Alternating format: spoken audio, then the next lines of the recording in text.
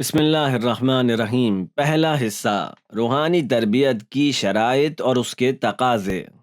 اللہ کی جانب بڑھتے ہوئے اس کی ذات مبارک سے نزدیک تر ہونا اور قرب الہی کے مقام تک پہنچنا انسان کے اعلیٰ ترین مقاصد میں سے ہے۔ اللہ کی ذات سے نزدیک ترین مقامات کی حامل ہستیاں نبی کریم صلی اللہ علیہ وآلہ وسلم اور اہل بیت علیہم السلام کی ہی ہیں، اور انہوں نے ہمیں اس بات کی تعلیم دی ہے کہ کس طرح ان مقامات عالیہ تک پہنچا جا سکتا ہے۔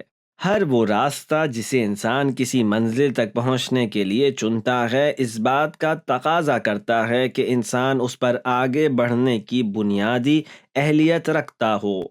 اس راستے میں مناسب اور سازگار حالات پیدا کرنے کے لیے یہ بنیادیں بہت اہمیت کی حامل ہوتی ہیں۔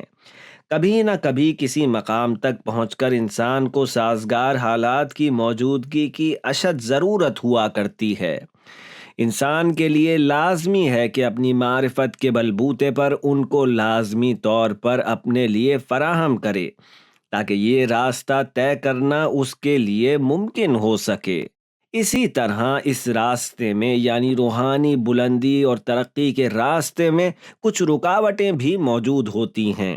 اگر سالک ان کی طرف سے غافل رہے یا ان سے واقف ہی نہ ہو تو معرفت کا یہ سفر ناکام ثابت ہوتا ہے۔